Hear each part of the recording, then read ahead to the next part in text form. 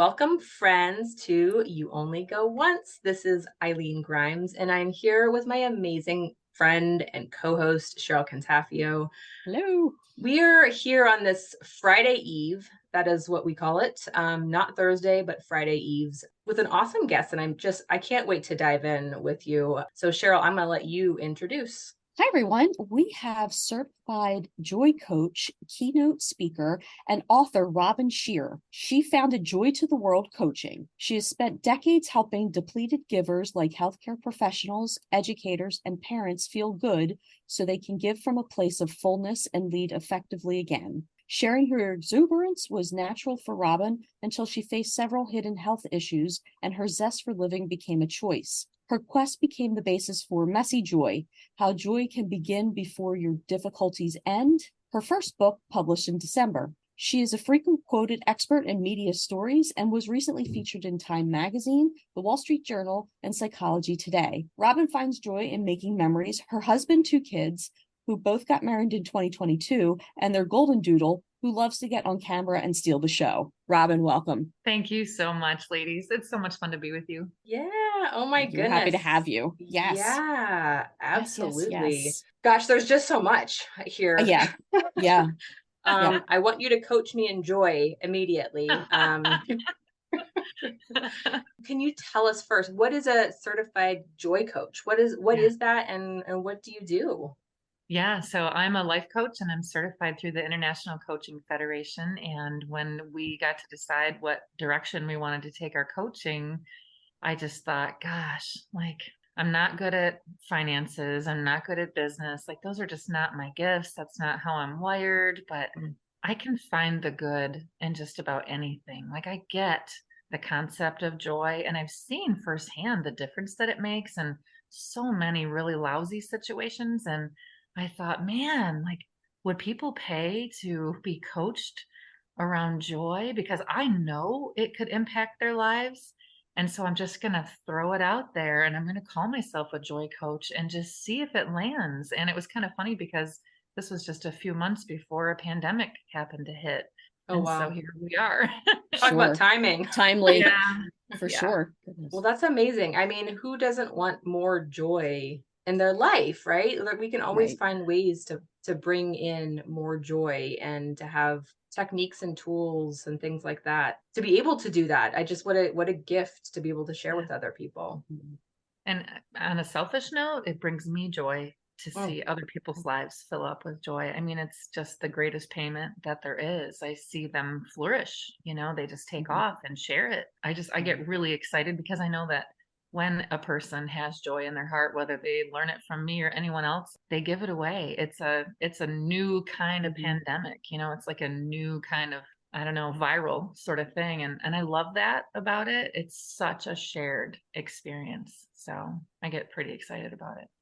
well, and Right. talk about the people that you're working with too, with healthcare professionals, educators, and parents during this pandemic. I mean, It's been a rough few years. Phew. yeah, Yeah. It has Yeah. been. And it was before the pandemic. yeah, These Sure. populations were running to the ground historically. And all of a sudden now we're paying attention as we should. But, being a depleted giver is something I can relate to on a very personal level. I've been there so Mm-hmm. many times, and I know how it feels to need help and want to rise out of that, but not necessarily want to ask for it or Mm-hmm. admit that I need it. And so that has become, my target audience because I get what it's like to want to give, but to have very little joy in the bucket to give from. If I could reach one nurse or, one parent who is on the verge of burnout and help that person to just fill up and feel good again on a personal level, just because it feels so doggone good. Mm. And then to see that spill over to the people in their path, I mean, that just gets really exciting. How do people, I guess this is going to be a really silly question, but how do people identify themselves as depleted givers? Because Well, it's not just healthcare workers, right? There are other people that mhm. are, right. How does that present itself? That's a great question. And I think that if a person is a depleted giver, even if they've never heard the term before, when they hear it, they will connect with it instantly. You know, they'll be like, oh my gosh, somebody gets me.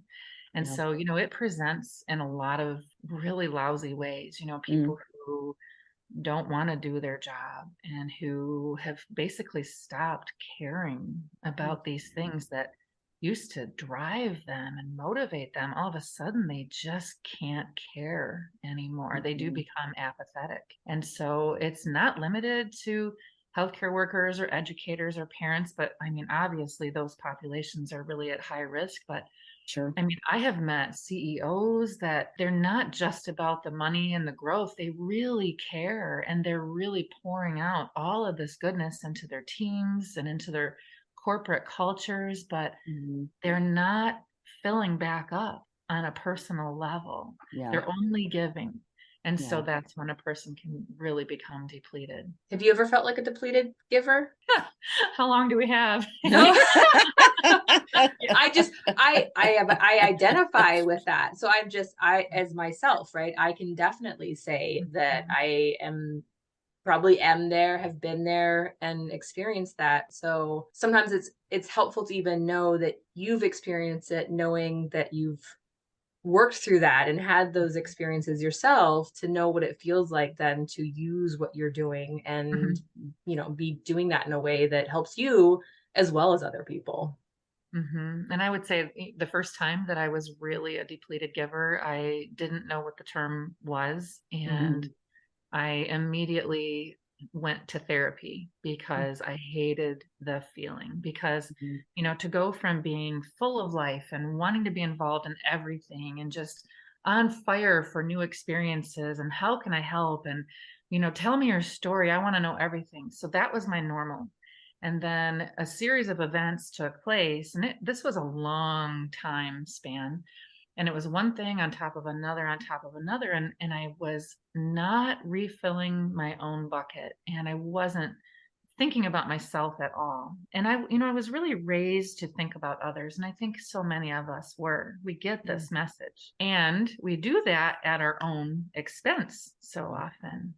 Right. And so, like, we all hear these things about, you know, putting on your own oxygen mask first, but it's so true. And when we only think about other people and we get to a point where there are so many demands on us, we get to a point where we cannot care, where we are so Mhm. depleted that the very things that mattered so much to us don't spark any joy in us at all anymore. And so in my story, like when I got to that point, it was scary. It was the first time in my life I could not care. It was a gray, very like lonely place to be. And I'm such a connector and I didn't want to connect at all. And so that's why I went directly into therapy because I thought, oh my gosh, what if I stay here?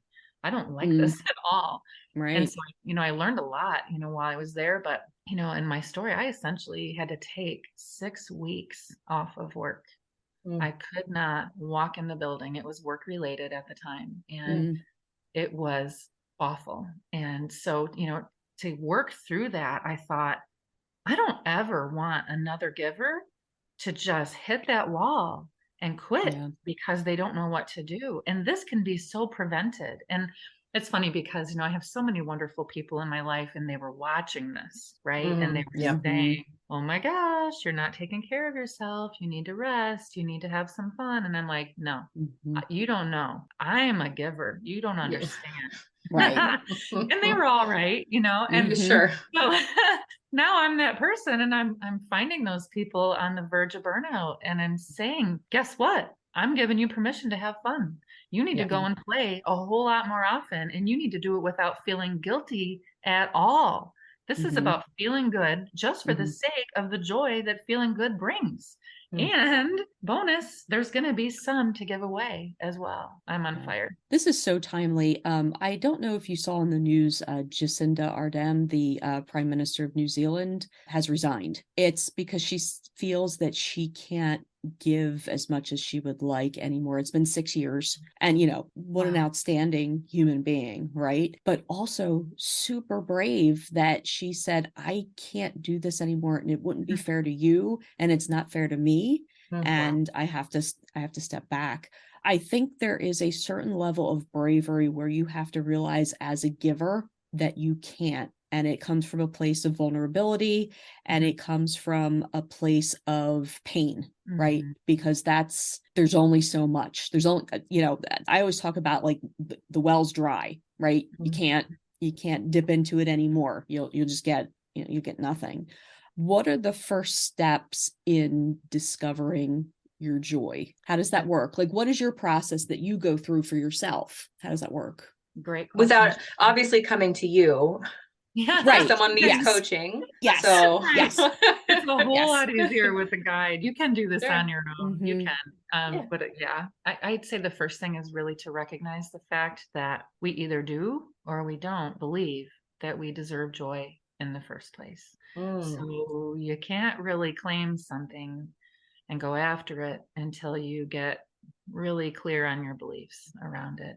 And so many of the people that I work with struggle to believe that they can have it at all because they got that message about giving to others. I mean, it's ingrained, and they give it all away without regard to their own needs. And so we do a lot of work right there in that space around, why does your daughter or son deserve this, but you don't? Why do your coworkers, need to have this fullness of life? You're encouraging everybody else to live their best life, and you're running yourself into the ground, and you think that's okay. Why? So, we do a lot of digging right from the start, and it's not comfortable. I'm going to be honest. Like people, they sign up for joy coaching and they think, oh, we're just going to get together and laugh until we cry every week for a month. And we do a lot of that. But at the beginning, sometimes the tears are not the type of tears you might expect, because there are a lot of personal stories that kind of explain where we come from. And if we don't face those, we can't make the progress that we need to make. So in my most popular talk, I speak a lot, and I have this interactive experience where I get the audience basically yelling at each other, "You deserve joy." And it builds, and these, especially nurses are really into this. It's so funny. I mean, they get this, but at first they're kind of quiet when they shout it to each other. But boy, by the end, I mean, they're just like, they got the hand motions, they're jumping up and down, but it takes time. So we look at whether we believe it. And then after that, it becomes, okay, well then what is joy to you? What's your definition? So if you guys were to stop and think about how you define joy personally, what would you say? For me, joy is being so present in the moment that, I have kids and things like that, and just being able to appreciate what's happening right now, right? Whether it's, people know this, but I've gone paragliding. I also have 2 children. There are things that it's like enjoying the present moment wherever that is, and finding something in it that I can take away and find something that either teaches me or allows me to just live an even better day tomorrow. Whether I'm learning a lesson in a hard moment, like to me, that's joy. It doesn't have to be happy, right? Joy is the experiencing of life right now. Eileen, I have asked that question of hundreds of people, and nobody has defined it the way you just did. That was beautiful. No, okay. No, that's a very good thing. And I think that's important because we have different understandings of it. And there's not really a unified definition, which I find fascinating. And that's okay, right? We have to know what we're seeking. So Cheryl, what would you say? How would you define joy? I would say that joy for me is just the ability to breathe and to hold space with others in a way that feels like, this is going to sound so cheesy, but I enjoy spending time.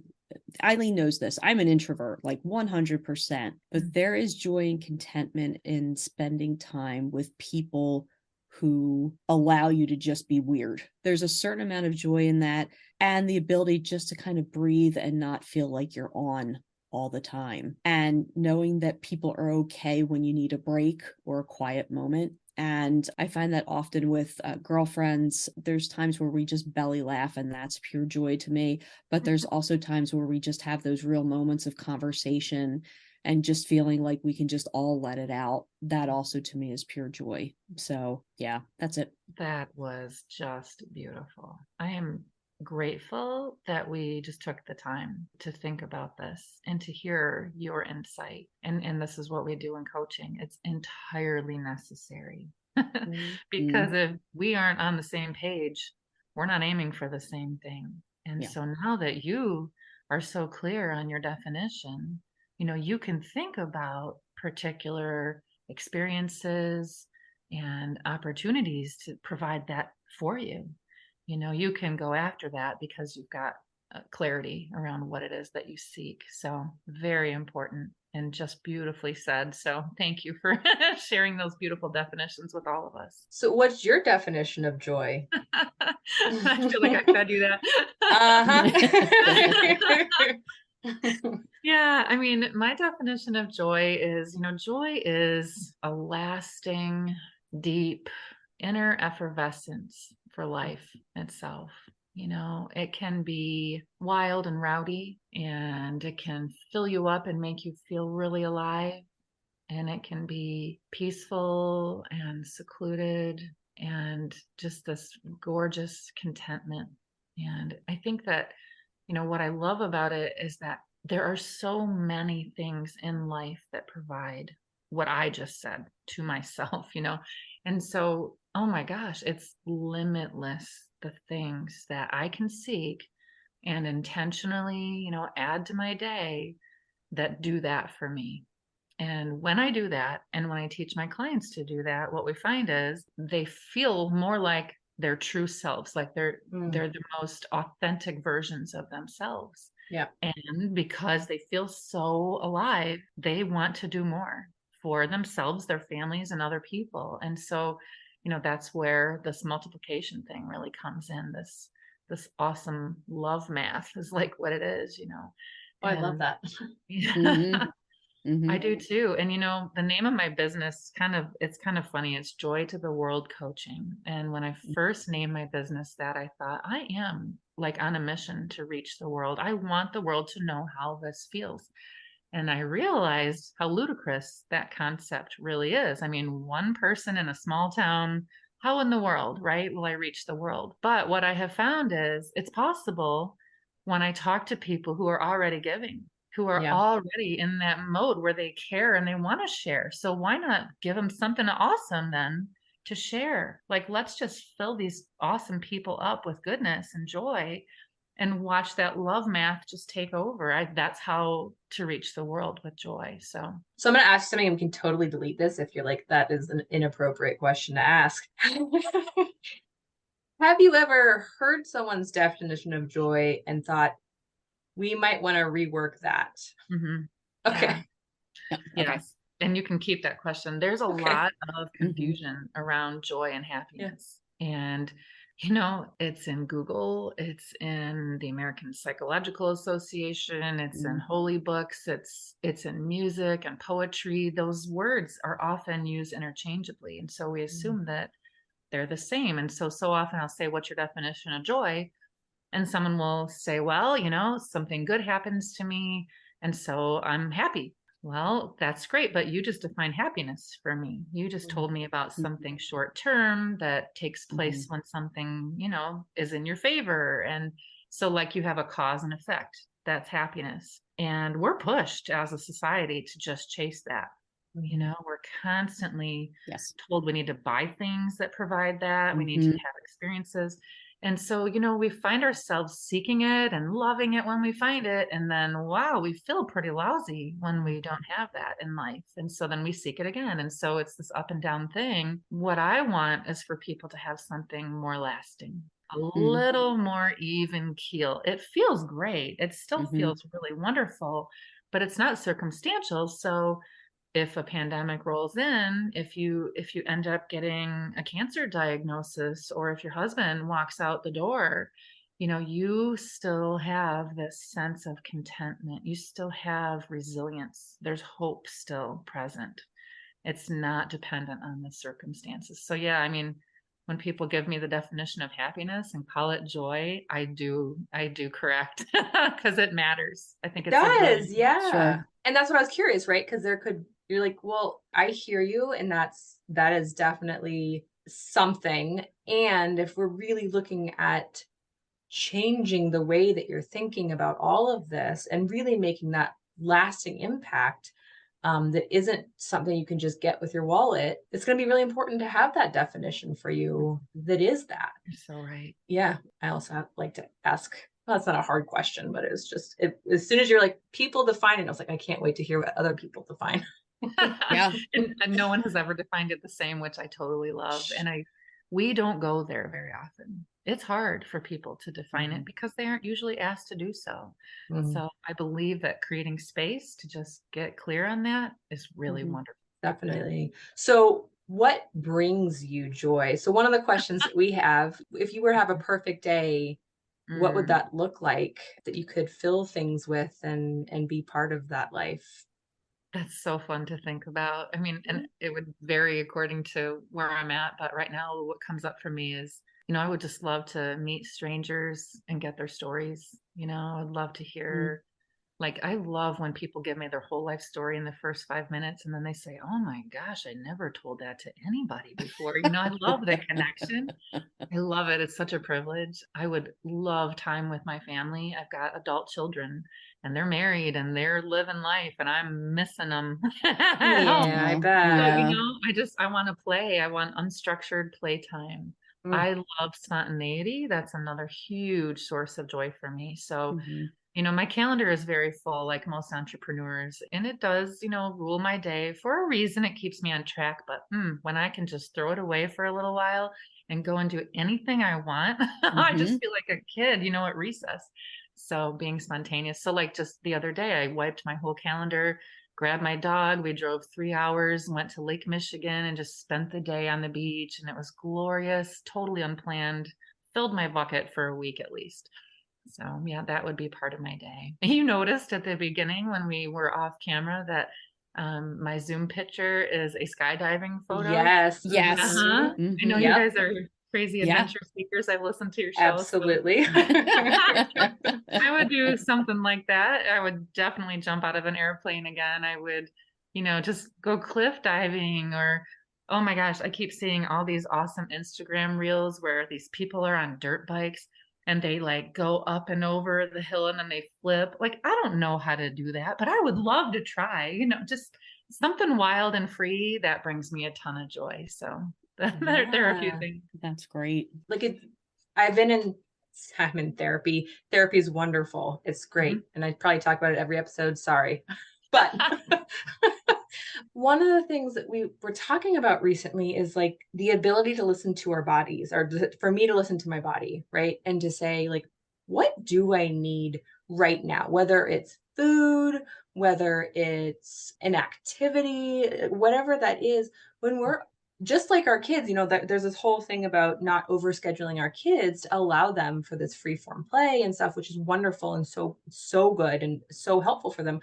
But we as adults don't have that really either, right? We're overscheduled. We've got a million things going on. And how can you listen to that gut feeling, that inner knowingness of yourself, if you don't have a chance to have some of those openings for spontaneity and really listen to what do I as Eileen want to do? What do I need? What do I want? And what can I do right now to live that out? And how can you have joy if you have no idea what that looks like or means, especially in any given day, you're going to be in different places, so being able to listen to that and quietly enough is just so incredibly important. I would love to jump through Zoom and hug you right now because that is so true. And listening to ourselves and meeting our needs is a huge source of joy, Mhm. especially for women Mm. who tend to do all of that for everyone else and not for themselves.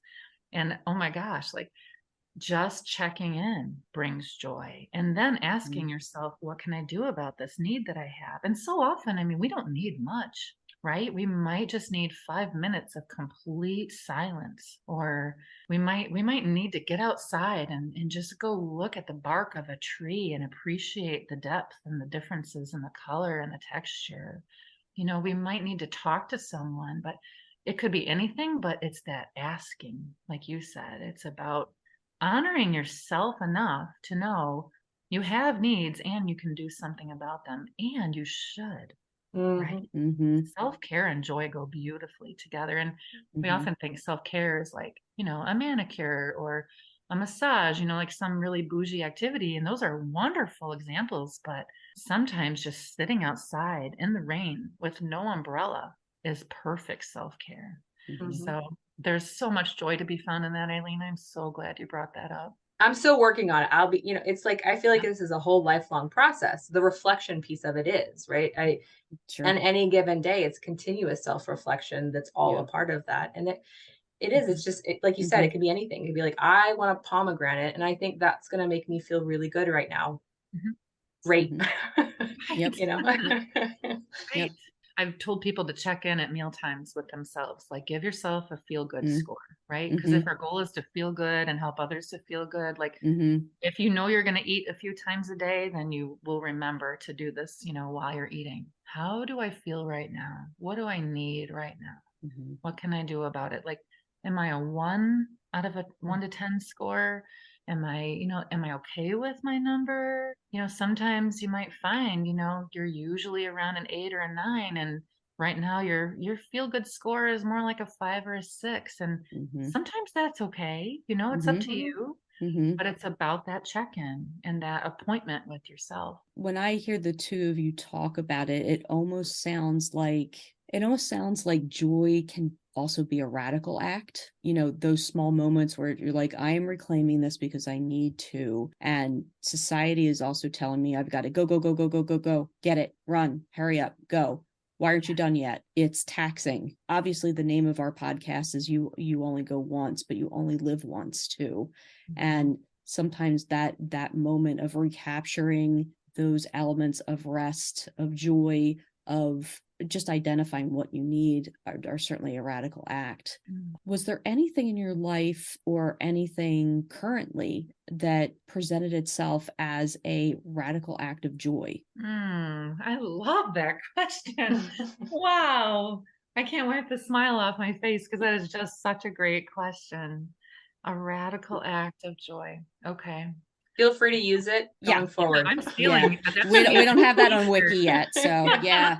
I'm kind of thinking that should be on laptop stickers and Yes. Absolutely. yeah, the thing that's coming up for me. So about 2 months ago, I was in a lower place emotionally. I wasn't feeling very joyful, and it Mm, had to do with like a business situation that I was in. Someone that I was doing business with dropped the ball big time, and it mm, cost me so much time and money that I had not budgeted. And Mm. so it was mm, very stressful and a really crazy time.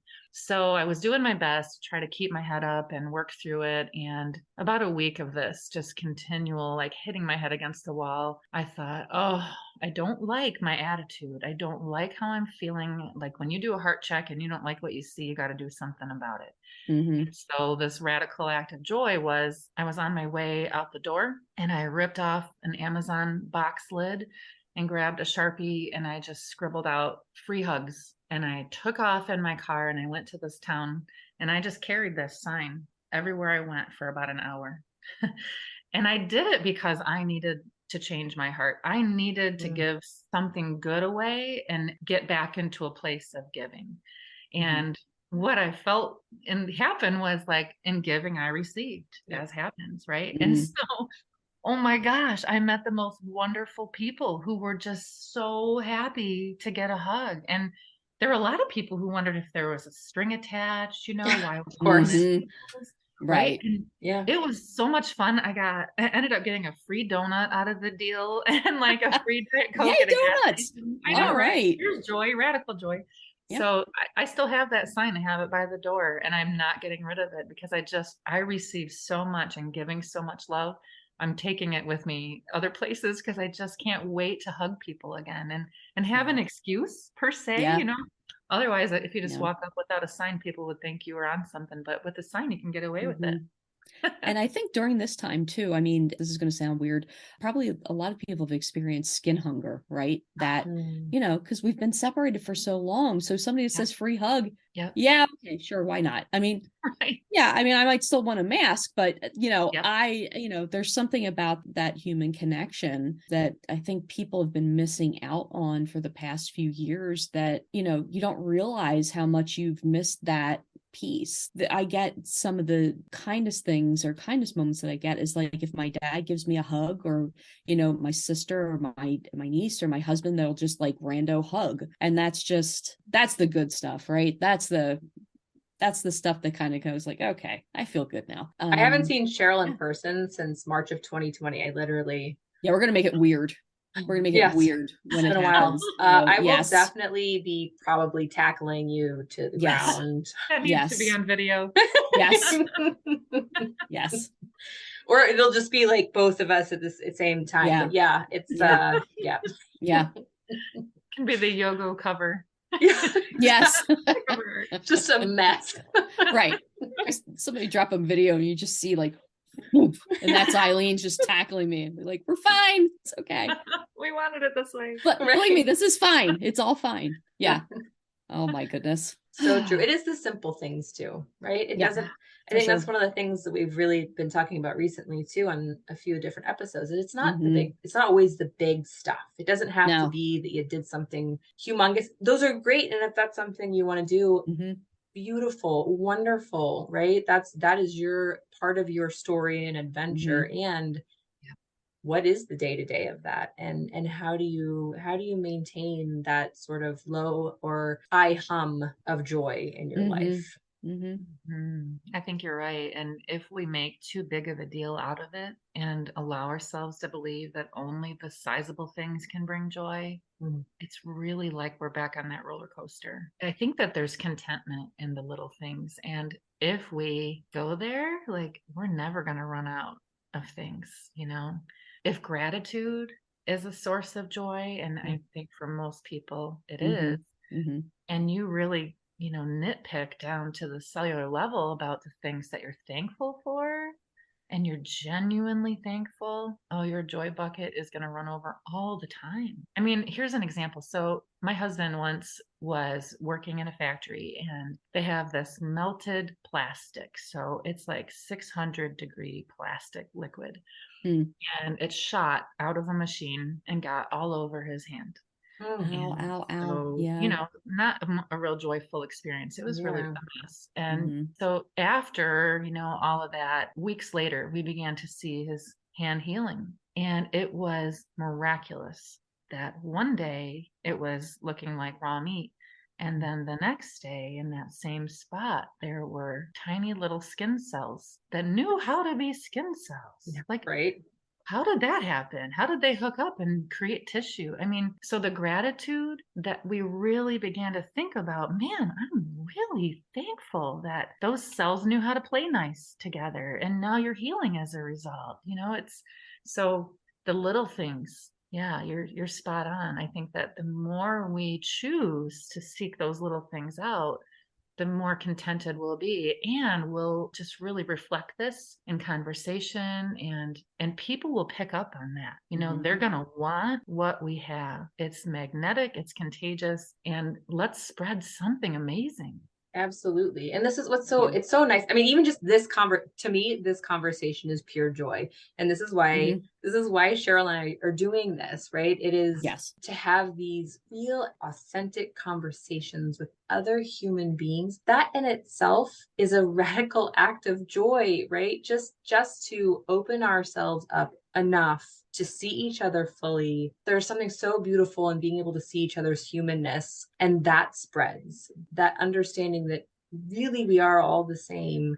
We're different, and there's so much sameness that we have within each other. How do you work in a world that is this supposed to be this community without seeing each other? And I just think there's so much that can come from that too. I do too. And I think that that unity brings so much joy, right? Like all we've heard about over the last few years is about our differences and our division Mhm. and all the things we disagree on. And when we just get back to basics and realize we want the same things, and it's so wonderful to ask a question and just get out of the way and listen completely to that Mhm. answer, just to understand somebody's viewpoint, the unity that that brings, you could not measure the amount of joy that that type of connection provide. Mhm. It's so simple. And really, the vitriol has been exhausting. So it's Yeah. so nice when we see. So I'm going to date myself. I live in the Philadelphia area. And I remember,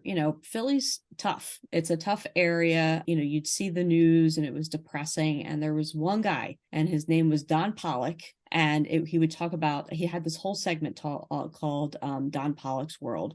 And he would just focus on the small joys that are in the world, or just fun stories and things like that. And I miss that. There are times where I really miss that, which is why one of my personal favorite podcasts, other than this one, is This Is Love, because you just talk about the little things that matter. Even those little things can add up to big things, like you've said.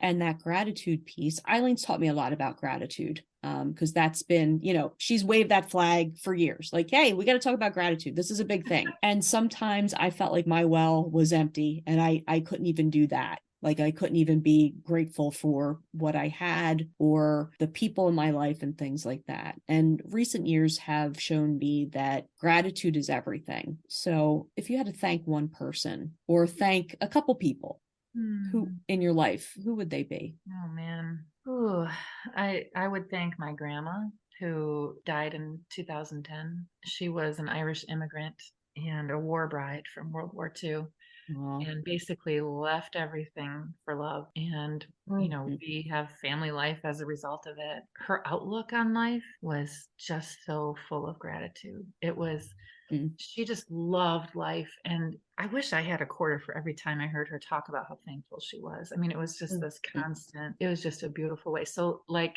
Thanksgiving, is her holiday in my heart. It I'm will sure. always be. Not to Yeah. mention she was a great cook, right? But Mm-hmm. yeah, so I would definitely start with her. And I would thank a lot of my teachers. There's Oh, so yeah. many, Sure. so many good ones. I've been in touch with a lot of my teachers in the last few years, with Facebook and stuff and all the, Mm-hmm.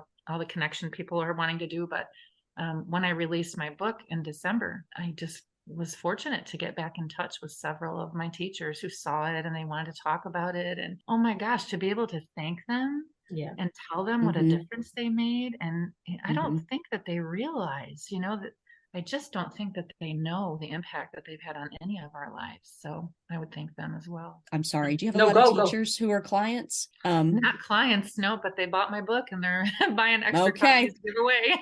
Yeah. I Yeah. bet. Yeah. Because they've had it rough too.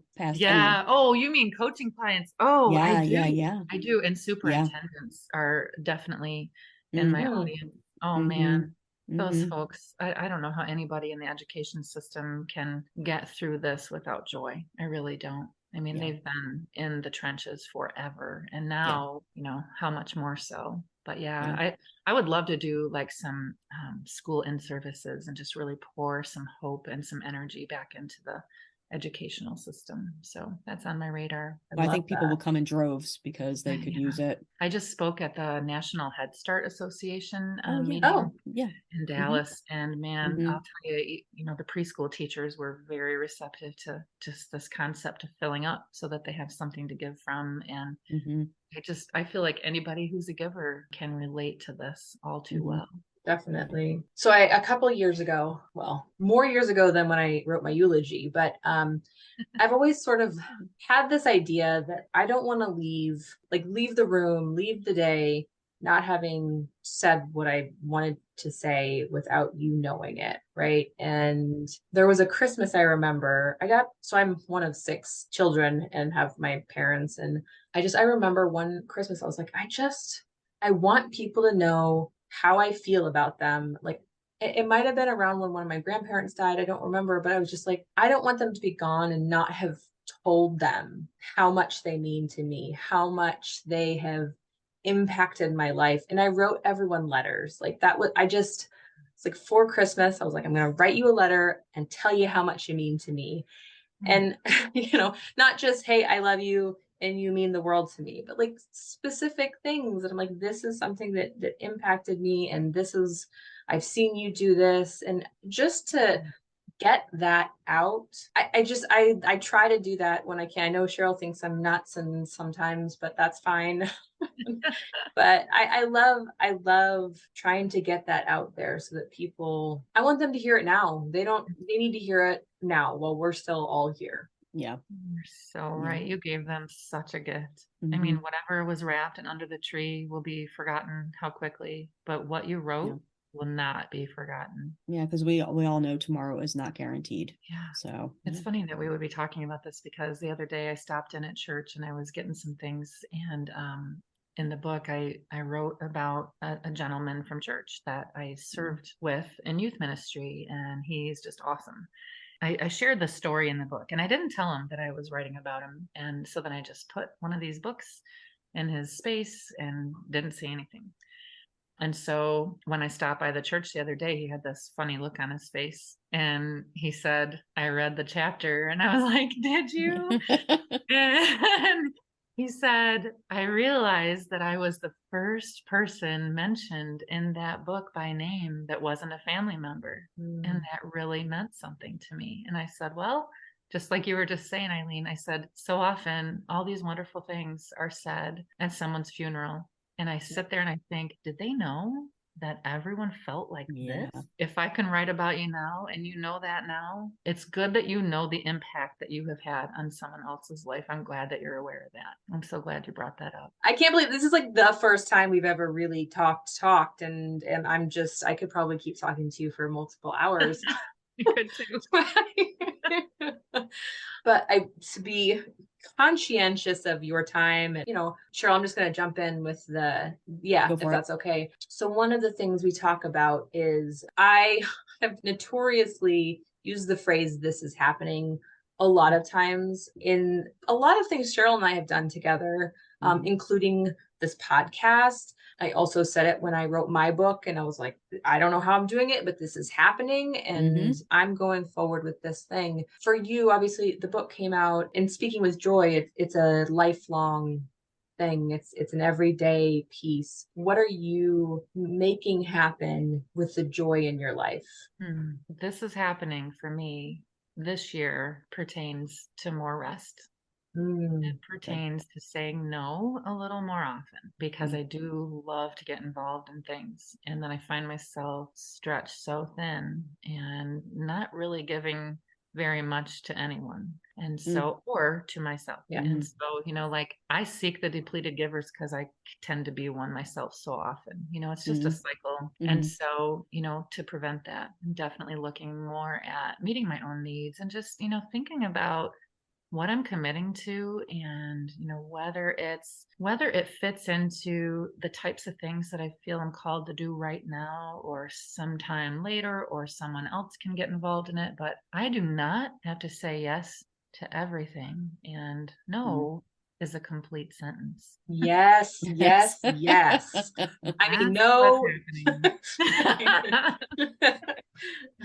So I will find joy in just being a little more. I tend to find it more in doing and in going and experiencing, but I know that it's time for me to just find joy in the being of life as well. Yeah. I can't begin to tell you how many people need to hear this particular episode. I'm looking forward to getting this out into the universe, because I think we don't hear it enough that we deserve joy. We should find our joy, and we also need a nap and a cookie every once in a while. So yep. Preferably chew the cookie before the nap, but it's up to you. Important steps. Yes. Mom of littles. Yes, exactly. You know it. Oh my goodness. Thank you, Robin. Thank you so much for your time. And again, let me read the name of the book. Messy Joy: How Joy Can Begin Before Your Difficulties End. Everybody run out and get the book because I think there are going to be many gems for all of us to learn from. Robin, thank you so much. Eileen, thank you for making this connection. And we're going to say goodbye to everyone right now. And we'll see you again for the next episode. Take care.